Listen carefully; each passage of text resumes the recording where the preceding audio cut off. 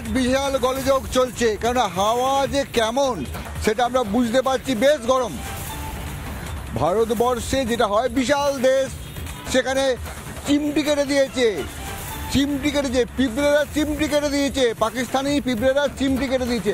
এখন পাকিস্তানের কি হয়েছে, গতকাল বিশাল লাইন, আটার দোকানে আটা কিনছে, জমিয়ে রাখছে, জানে ভারতবর্ষ আক্রমণ যদি করে তবে পুরো ধ্বংস হয়ে যাবে। ওদের দেশের সরকার, ওই যে আসিম মনির, ওদের যে সেনাপ্রধান লাফাচ্ছে, উচ্চিংড়ির মতো লাফাচ্ছে, সে কিছুই করতে পারবে না।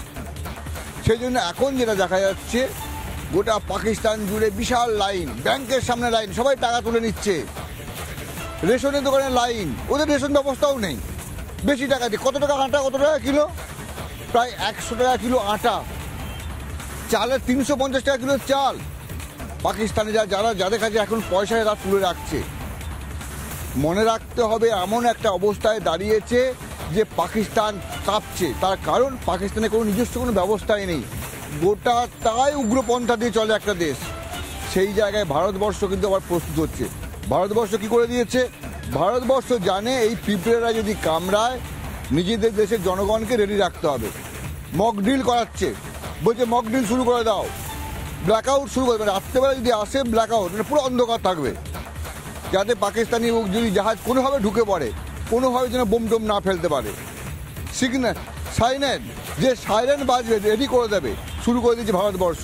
পাকিস্তানের কাছেও খবর যাচ্ছে, বুঝতে পারছে ভারতবর্ষ নিজেদের দেশের বাইরেটাও যেমন মজবুত রেখেছে, ভিতরটাও তেমন মজবুত রাখবে। সেজন্য ভারত তৈরি, আর থরহরি কম্পমান পাকিস্তান। তার মধ্যেই খবর হয়ে গেছে ইসরায়েলের যে খবরটা, কি ভয়ানক খবর! ইসরায়েল বলছে গাজাটাই আর থাকবে না। যে গাজা নিয়ে প্রতিদিন ঝামেলা চলছে, সেই গাজাটা বলছে ইসরায়েল দখল করে নেব। 30 কিলোমিটার দীর্ঘ, 5 কিলোমিটার প্রস্থ গাজা। ইসরায়েল বলছে দখল করে নেওয়া, থাকবে না, গাজা থাকবে না। ঠিক মনে পড়ছে আমাদের কাশ্মীরের কথা, যেটা রেখেছে, যেখান থেকে মাঝে মাঝে আমাদের দেশে লাফিয়ে আসছে, পাহেলগাঁও ঘটাচ্ছে, এই ঘটাচ্ছে।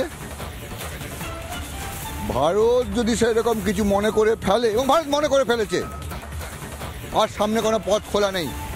পাকিস্তান বুঝেছে বলেই, পাকিস্তানের নাগরিকরা বুঝেছে, ওদের সেনাপ্রধান আসিম মনি যতই লাফাক, পাকিস্তানের আর কিছু করার নেই, কোনো পথ খোলা নেই। সেই জায়গায় দাঁড়িয়ে পাকিস্তানের সাধারণ বাসিন্দারা মজুত করছে, আটা মজুত করছে, চাল মজুত করছে। থরহরি কম্পমান পাকিস্তানের হাওয়া কিন্তু খুব খারাপ। আমরা এখন একের পর এক ব্রেকিং নিউজে যাব, অন্যান্য খবর, যুদ্ধের যে কী হচ্ছে, পাকিস্তানে কী হচ্ছে না হচ্ছে, ভারতবর্ষ কী হবে, তো সব খবর দেখাবো। আপাতত একটা বিরতি।